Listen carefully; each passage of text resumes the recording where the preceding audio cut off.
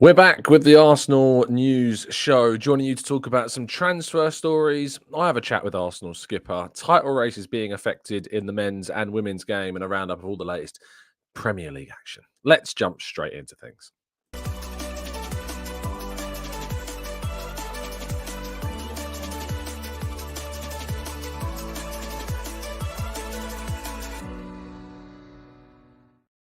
Hello and welcome to the Gooner Talk. Back again with you guys for another episode of what is the Arsenal news show. Joining you every morning at 8 a.m. UK time. Thanks so much for joining me and making this a part of your morning routines. As always, I hope you've had a fantastic weekend and you're ready to start a brand new week. Good morning to those joining us live in the chat box, wherever you happen to be in the world. Jose, Colton, Stephen, Angela, Rob, Morgie. We've got Barry T. We've got Blackshine, Deepak. We've got Martin and Maximius. Damien, Mr. Ree, Jack, Amaka, Graham. I see a Paul and I see Process and plenty more of you guys and girls as well. Thank you so much as always for tuning in. And Boxed by Biscuit is celebrating a birthday today. So happy birthday to you. Very good. John says, how was the round yesterday? It was good and bad. There were some good things. There were some less good things. I'm still trying to sort out why I'm slicing every single drive I do. To be fair, I did a couple of decent ones, but I need to get down the range really and invest some time into practicing not doing that. But it's tough. it's tough, but it's going to get better. It's going to get better. Fingers crossed. Anyway, let's jump into today's story, shall we? As we start with the WSL, Arsenal with a dramatic late win against Manchester City. Stina Blackstenius, who I've continually said is the most underrated player at Arsenal Football Club, scored really important goals in a season for Arsenal, which doesn't really do too much. I mean, it's not going to do anything really for Arsenal. But what it is going to do is give Chelsea a massive boost. Of course, the final day of the season, Chelsea, of course, a game in hand over league leaders Manchester City. They play Spurs on Wednesday, the 15th of May. They then play Manchester United away from home on the final day of the season. Manchester City, meanwhile, will play Aston Villa on the final day of the season. And it will be a shootout for the win. If Chelsea do end up beating I think it was, Liverpool, Spurs, on the penultimate day of the season for them, it will see them match the 52 points that Manchester City are currently on. They have a goal difference that at the moment is one better. It could be significantly more than that should Chelsea beat Spurs, and it will go to the final day.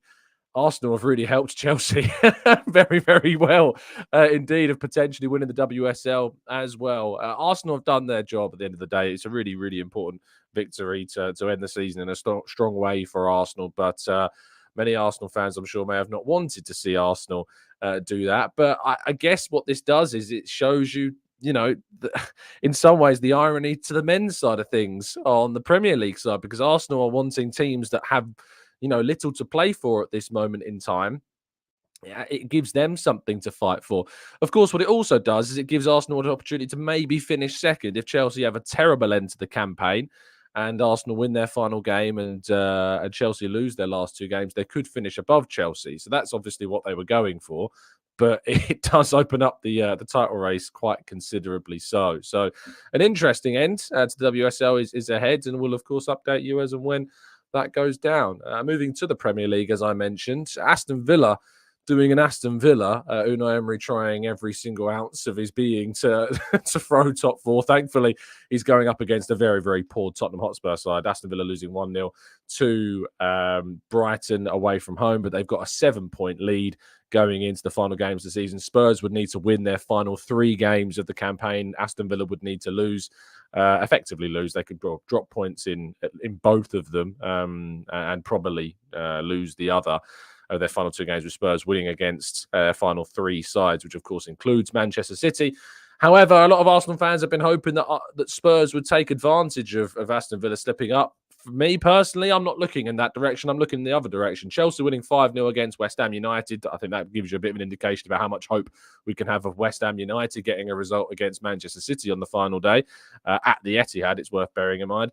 Liverpool smashing 4 goals past Spurs before conceding 2 late on. For me, it's looking down the table where you need to be if you're a Spurs fan. Currently, they are just 4 points above Newcastle United. Newcastle play Brighton in their next game at St James's Park. Spurs are at home to Burnley. Burnley, of course, are fighting tooth and nail to stay in the Premier League, and they'll be looking to pick up maximum points. They need to win their next game, Burnley, to stay up. To have any hope of staying up, Burnley have to win their next game against Tottenham. So we need to hope for a Burnley victory. We're looking for Newcastle to win their game against Brighton to take it down to just 1 point between 6th and 5th. You're also looking at Chelsea in this as well. Chelsea in really good form, winning their game, as I mentioned, 5-0 against West Ham United.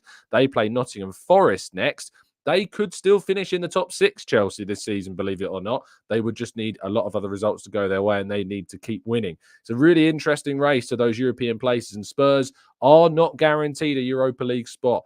So forget about the top 4 race for Spurs. Start looking down the table for Tottenham, and that's why we want Spurs to start losing games and continually lose their next game before they face Manchester City in that penultimate match of the season in the final midweek of the campaign.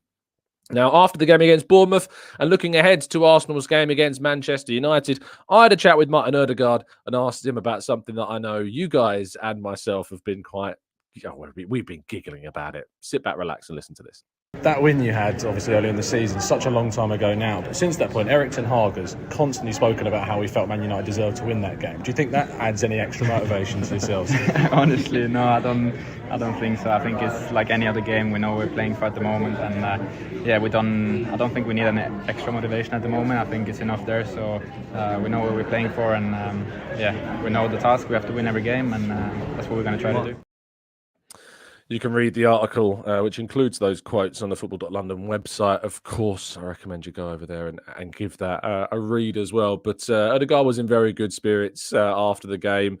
And it was one of those moments where you're in an interesting point, because those quotes, as so often happens in a mix zone, for those that aren't aware, we speak to the players straight after the game, but the quotes are often held. There's often embargoes in place, which means that obviously the morning papers need an opportunity to write up their articles, so everybody releases the quotes at the same time.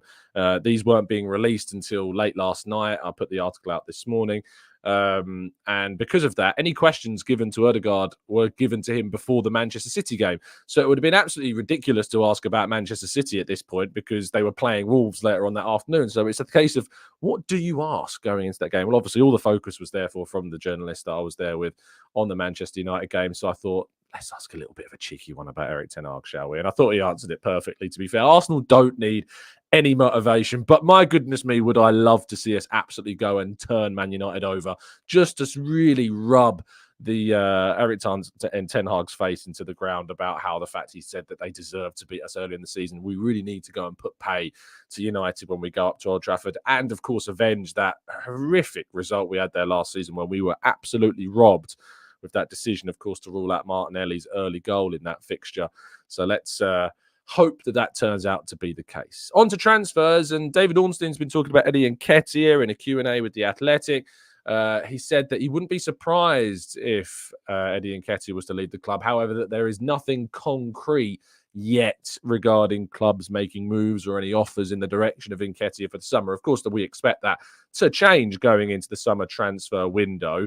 And we're hoping that Arsenal can get a significant fee for a player that, of course, would represent pure profit on the profit and sustainability regulatory assessment that will be going on, of course, as well. So really good news if Arsenal get a good fee, but at the moment, nothing big to discuss. And the final story of the day is that there are suggestions that Arsenal are said to be looking at a former goalkeeper of theirs, Darren Arsenal, the very well-connected Darren Arsenal on social media yesterday suggesting, or over the last couple of days suggesting, that is the case. And there are plenty of people speculating that former Arsenal goalkeeper that the club could be looking to bring in as a backup to David Raya next season could be none other than Wojciech Szczesny. I've not personally heard anything to suggest that this is the case. I think it's certainly a fantastic story. I'd love to see it. I think it's one of those that's like, you know, he's an experienced goalkeeper. Arsenal will be bringing in David Raya to be their number one next season. But Szczesny joining the club, again, would be fantastic. He's 34 years of age now. I believe his contract with Juventus just come to an end at the end of next season. So Arsenal would have to pay a small fee. It wouldn't be a massive fee whatsoever to Juventus But he's played the majority of their games this season. As Szczesny, he remains their number one keeper, but there is expectations that they might be looking to bring in a replacement for next season. But yeah, I'd love to see Szczesny come in and be Arsenal's competitive option at Arsenal for next game. I think he'd push Raya. As I say, he's the starting goalkeeper of Juve still this season as well. So why not bring Wojciech Szczesny back to Arsenal? I personally would love to see it. Of course, best of luck to all of those of you that are continuing to get involved in the latest Football Prizes competition to win a signed and framed Patrick Vieira shirt. You can get involved with the link down in the description. It's UK only. One of our listeners has already won one of the instant win prizes, which a signed Lee Dixon shirt. And the other shirts are signed David Seaman shirt and a signed and framed Nigel Winterburn shirt. Of course, that lightning bolt effect. Beautiful kit. Very, very nice kit indeed. All available on the website where you can find the link to down in the description. Best of luck to all of you that are getting involved. Right, let's go to part 2 and your questions right after this.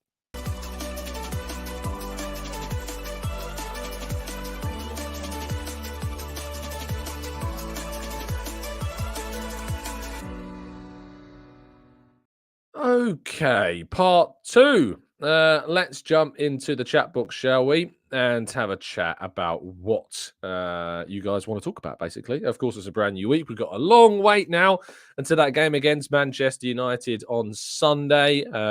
Lots of rest, lots of recovery to be had this week as Arsenal really do focus in on what they need to do. Manchester United, of course, I believe, I've got a double game week next week as well. So I think they've got 2 games. They play Crystal Palace today, tonight, 8 o'clock. So they've got less recovery time. But by that point, I don't think it really matters too much.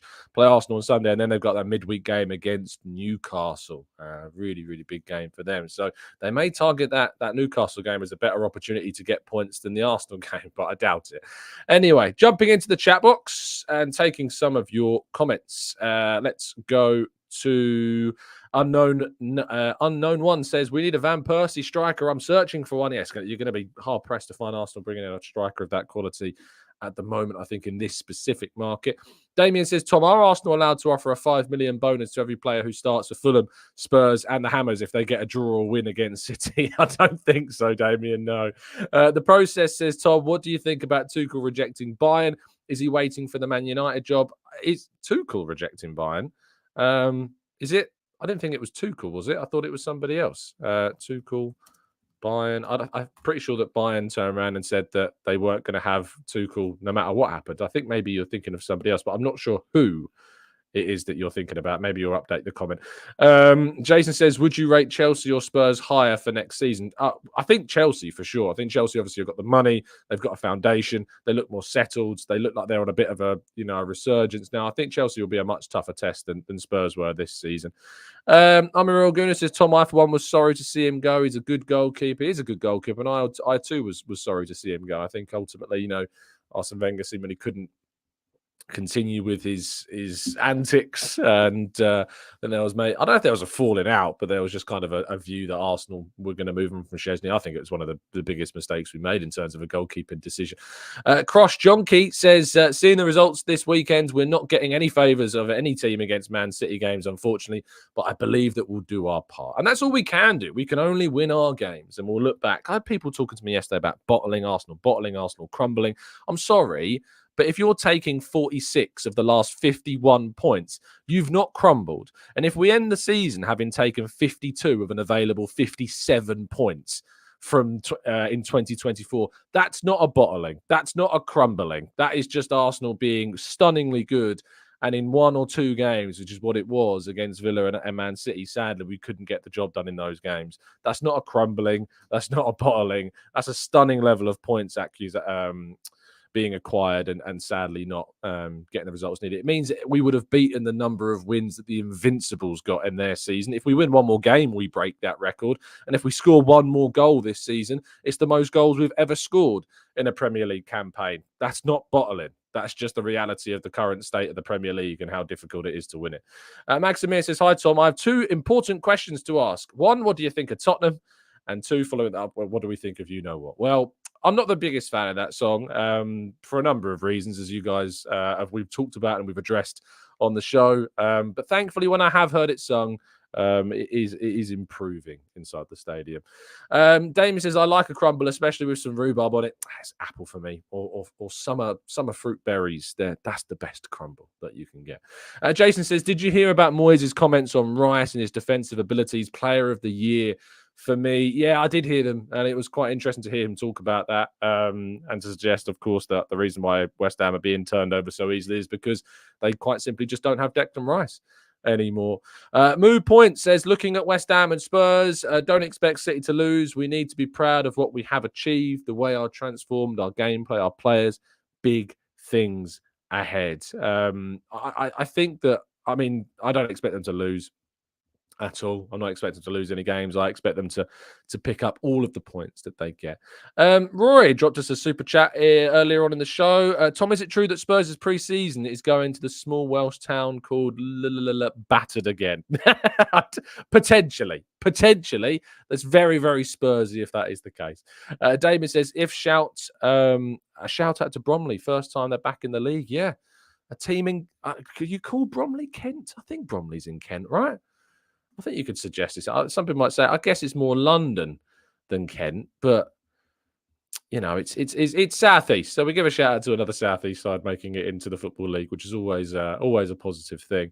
Ashish says, "Hey Tom, should we be a bit concerned about City narrowing the goal difference? Chelsea scored 5 against West Ham, and City can do more plus 2 games in hand. Maybe we should keep an eye on that." I don't think so, because for Man City's goal difference to matter, they would need to draw a game.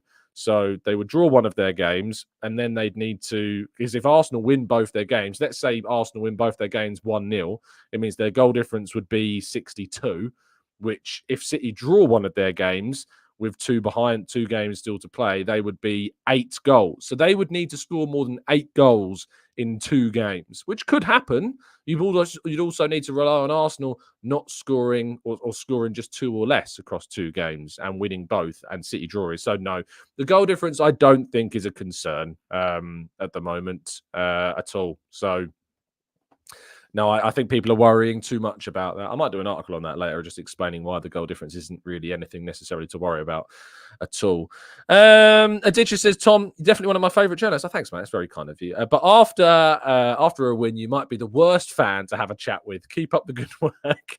Why is that? I'll tell you what, yesterday's show was a bloodbath in terms of comments. Some people took it too far, which is a shame. You know, I've got my opinions. You've got your opinions. If you thought it was a penalty, fair enough. If you thought Bournemouth's goal shouldn't have stood, fair enough. But my goodness me, some people took it way too far in the comment section and way too far in the live chat as well. It's different points of opinion. I respect your view of having it. You're not going to convince me, I don't think, to change mine on this matter. And I do think if it was the other way around, I think the majority of people would see it very differently.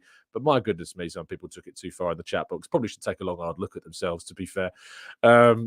Some person left a comment saying, Tom, I know why you're saying these things about the penalty, and I know why you're saying this thing about the Bournemouth goal. You're doing it to try and get subscribers. And I was thinking, why on earth would I try and annoy everybody with my views in an attempt to get subs? It was like the most backwards comment ever. I've annoyed everyone. Great tactic to try and get new subscribers. Goodness me. And thank you so much for the kind super chat, mate. Should we thank Chelsea for taking Mudryk off us, as we wouldn't have signed Trossard? I think, yes, that's the great way of looking at it. I don't necessarily agree with people say that we dodged a bullet with missing out on Mudryk, because I do think if Mudryk had arrived at Arsenal, he would have got better coaching. Arteta wanted him. I think he would have been better at Arsenal and become better at Arsenal. But obviously the best way of looking at the Mudryk deal is that, yes, we wouldn't have got Trossard had we have got Mudryk. So, yeah, that's definitely the right way to look into it. Damien says, people taking things too far in the YouTube comment section? Surely not.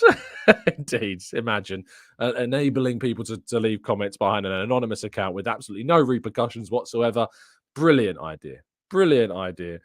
P Sharp says Szczesny would be a great shout. I'm sure he'd be happy to play as a second keeper in the domestic cups, fill in if injuries happen, and half the wages of Ramsdale, and 10 to 15 million in the bank, and the difference of the deals potentially as well. I think that's, yeah, very good indeed.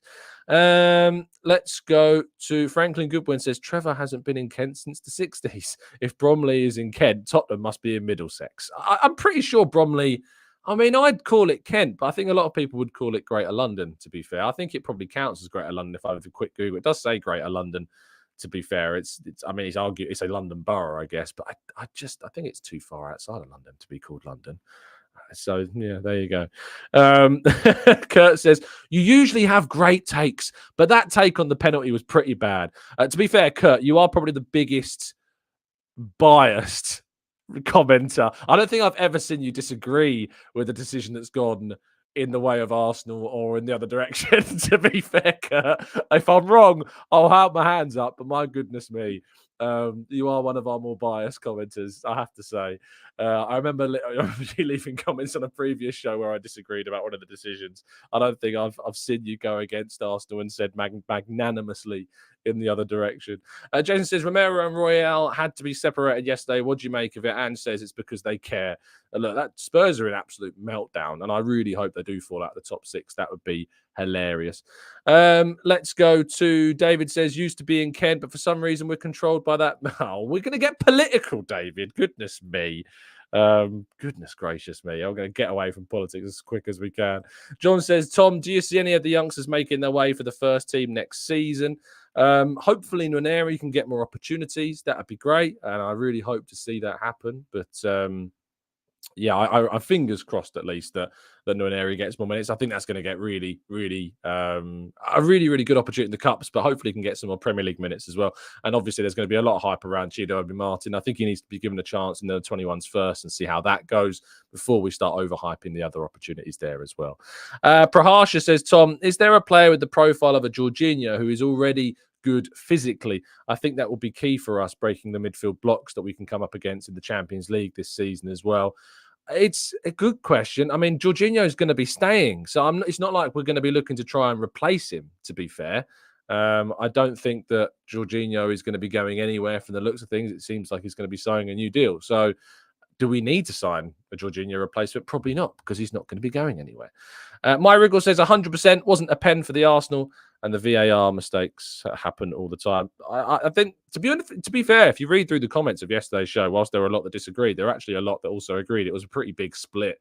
It was about 50-50, I think, in regards to those that felt like it wasn't a penalty and those that thought it was a penalty. So clearly, it wasn't, as some people describe, as a stone wall penalty, because there was a real 50-50 split in terms of the view of yesterday's decisions. Some people saying there is a different angle of the Solanke thing where he kind of wraps his arm around Raya. I haven't seen that. If that is the case, I'll happily have a look at it. But someone will have to send it my way via DM if they get a chance. But I've not seen that angle yet. I've only seen the other ones where it looked like he just brushed him. So there you go. Let's go for Ade says, wouldn't Ethan be better going on loan to the Championship? No, I think he's of the level where we can start getting him opportunities. Sometimes those loans don't go particularly well. You can't guarantee that they get you the minutes that you're going to want to get from those players. Look at Charles Sago Jr. and Charlie Patino this season at Swansea. They've not been getting the minutes that we want either. Rob says, I saw an article saying that we're lining up deals for Saudi Arabia for Jesus and Partey. What minimum transfer would you accept? There's been no suggestions yet that those two players are going to be off to Saudi Arabia. If you were looking at players that might, I mean, they obviously are two candidates that could be going to Saudi Arabia, but there's been no suggestions at the moment that there's been any offers or bids or approaches in that sense. But they would stand out as two potential candidates who might. The Saudi links obviously come from the story that Edu has been out to Saudi Arabia and kind of been on a bit of a meet and greet, if you like. So that's certainly something to think about. Mikey says, Ethan is a Foden-level talent. You nurture them at home. And I think that's a really good point as well. Duncan says, somebody remind Tom, a goalkeeper is an endangered species in the game and you should not touch them. My Wriggle says, Havertz looking for the penalty and had a chance to just score. Way less of a penalty than Saka versus Bayern. I agree with that. I think there's arguably more of a penalty in the Saka incident than there is in the Havertz incident. But there you go. John says, Jesus, in my opinion, is a great backup for Saka. We should keep him. I have absolutely no qualms with keeping Jesus next season. I think he's a really good option for us to get depth. And I still think we can sign a forward or two, even if we keep Jesus.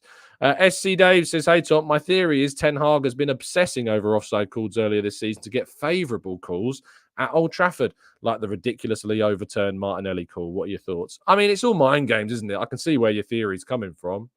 Has it had an impact? I mean, he keeps moaning about referees' decisions, so I guess not, because they don't get the decisions that they want at all. So it's clearly not working if it was an option as well. Let's go to. I feel like we might have missed some questions. I might scroll up the chat and see if I've missed anything major. On the Volley says, I have a question. Why has the atmosphere at the Emirates diminished compared to last season where the Emirates was an absolutely insane atmosphere? Is it because of the stuff to do with the ballot? The ballot is absolutely nothing to do with the diminishment in the atmosphere. It has absolutely nothing to do with it at all. Because if the suggestions that the ballot has somehow a bigger impact on the atmosphere has to take into a number of different faculties. One of them is to suggest that 40,000+ season ticket holders are not having a greater impact on the atmosphere inside the ground than the several thousand that get a ticket through the ballot. The other argument is that supposedly more tourist fans, which is a stupidly borderline xenophobic term, which some fans use to describe fans that come in from, of course, abroad and things like that to watch the games, when they're not tourist fans, they're diehard Arsenal supporters. I was meeting a couple of them actually after the game against Bournemouth, and some of them came all the way over, couldn't get a ticket, but they'd flown all the way over and were, watching the game in the Tollington and watching the game in different pubs. I met a few of them at the weekend, and they would have been shouting and screaming way longer than, sadly, some of the season tickets that I know go to games and see at games. So no, the ballot is absolutely nothing to do with the lack of atmosphere. The reason why the atmosphere has changed this season is because the expectations have changed, and psychologically that has an impact. Last season, we were riding the wave of this surprise title challenge, and every single game there was more of a motivation, I think, for supporters to be louder, more raucous and more noisy. Of course, there is also an impact that the Ashburton Army's capacity, I think, has halved. That naturally is going to have an impact on things as well, but there are certainly reasons as to why that has happened, and sadly there is a lot that goes on with the AA, and not particularly the best stories relating to them in the last 12 to 18 months either. So it's a really difficult conversation to have. But there's also suggestions that, that expectation means that if you're not winning in the first 5 to 10 minutes, because Arsenal are expected to win every single game at this point and go on to win a title, psychologically fans are quietening down at different points in games, and that has definitely had an impact on things. Chan says, it's all about the season ticket holders. The entire row ahead of me stand there in pure silence until we score. And it's just something that people don't want to talk about. Specifically, some fans in the ground don't want to address this point, but there are a lot of season ticket holders that don't scream, shout, don't chant, don't sing. And by the way, they are entitled to do that. They have paid their money. They can choose to do that. But at the same time, we're also entitled to have the opinion to be critical of that, because I'd rather a fan in their seat was as loud as feasibly possible, was chanting as much as possible. If it was me there, that's what I would be doing. But they are entitled to behave within the boundaries of what's allowed, how they want, because they paid for their ticket. So, and I get that viewpoint, I really do. But it is what it is. Let's go to I don't mind talking about tickets. It's always an interesting topic. Ade says, it's been a fantastic season so far. However, what's the one pain point you have had this season? Please don't use a loss or a draw. Pain point without it being a loss or a draw. I suppose Timber's injury is probably the main one. We're not talking about a specific defeat or a game in which we drop points. It's probably Jurrien Timber's injury. I feel as though if we'd have had Jurrien Timber throughout the course of the season, we would have been in a much, much better place than we are. I think we would have had more points. You could argue, say, Partey's injury, had we had Partey all season, maybe things would be a bit different. But yeah, I do think the Jurrien Timber's injury has been the biggest pain point for me this season.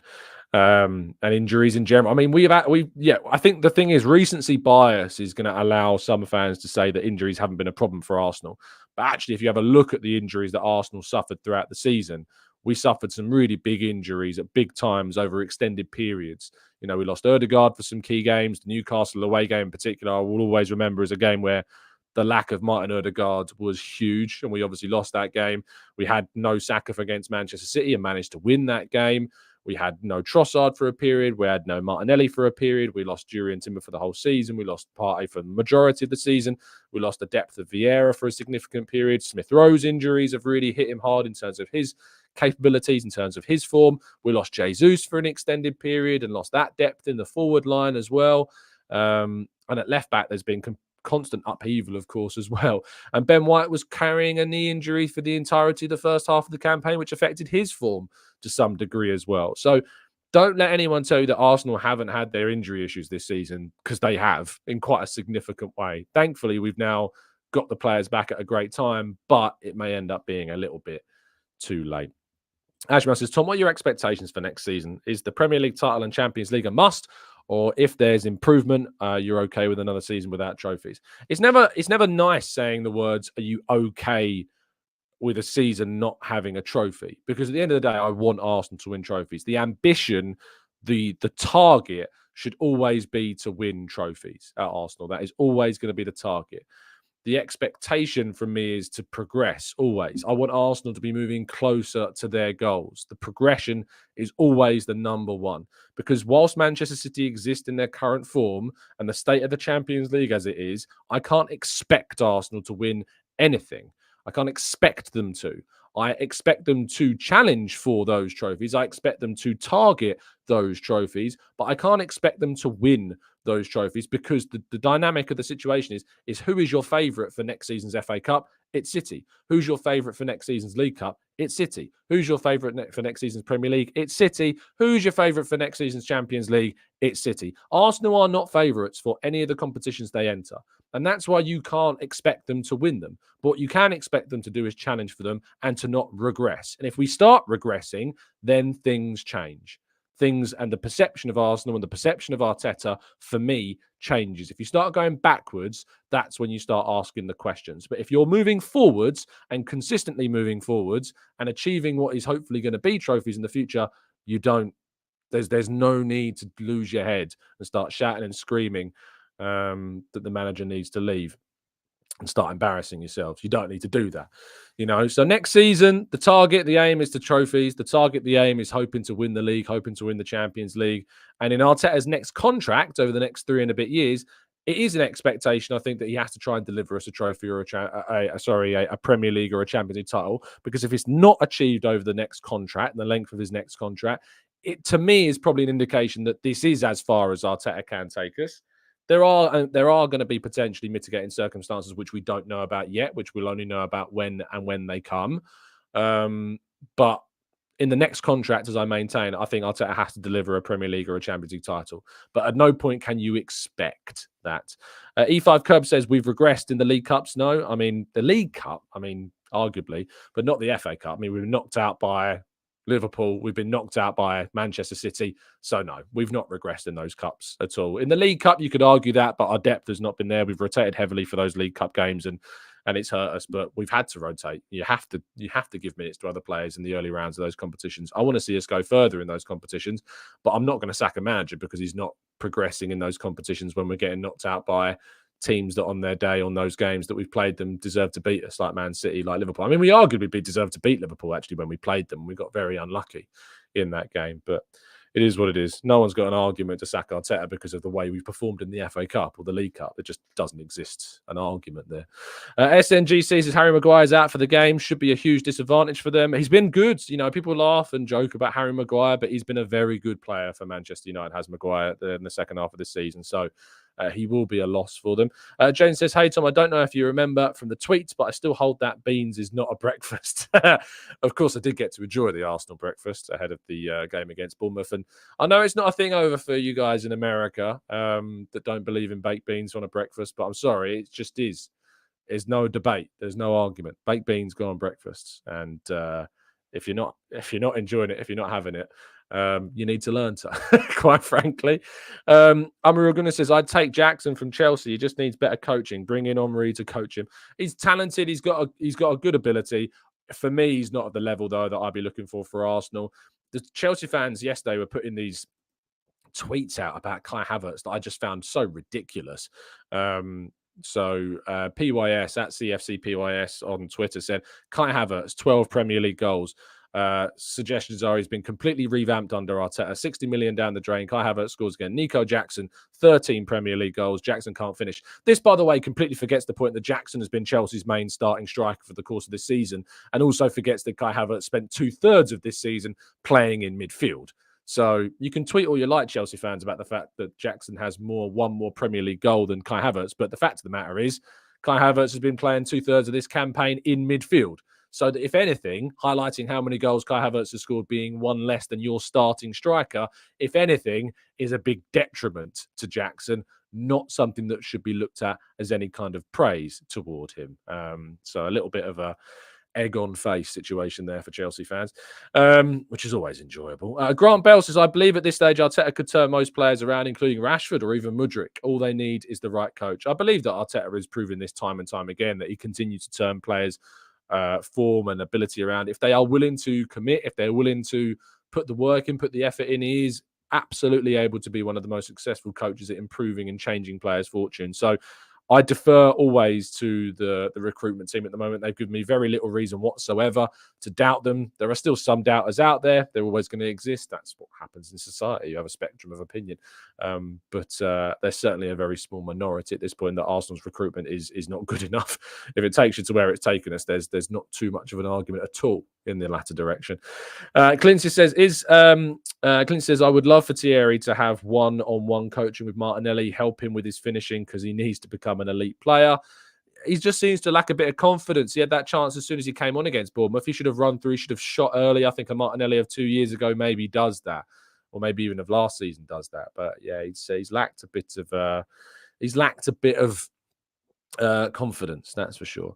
I'll be interested to see how many shots Havertz has had this season compared to Nicholas Jackson. Actually, FB Ref. Let's have a quick look. Should we do this? I feel like we should do this. I might end up writing an article on this later, but let's have a quick look. Jackson and this season for Chelsea, and Havertz for Arsenal this season. I'd like doing these live because doing them live means obviously I could end up with egg on my face, if I get something wrong. But also it means that it's done legitimately. How many shots have the players had? Shooting.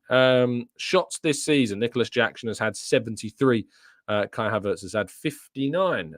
So in terms of, let's have a look. Shots per 90, shots per 90, goals per shot. So in terms of goals per shot, yes, Kai Havertz has a better goal per shot ratio per 90 than Jackson does. Interestingly, in terms of shots per game, Nicholas Jackson has 2.6 shots per game to Havertz is 2.16 per game. Shall we have a look at XG? Nicholas Jackson's XG is 17.2. He has scored 13 goals. He's underperforming his XG by 4.2 this season. Havertz's XG is 11. He scored 12. So Havertz is outperforming his XG this season, whereas Nicholas Jackson is underperforming his XG this season. I don't really know what else there is stat-wise to say, is there? Does that count penalties as well? Has Jackson had any penalties? No, Havertz has had one, to be fair. Cole Palmer, I nearly called him.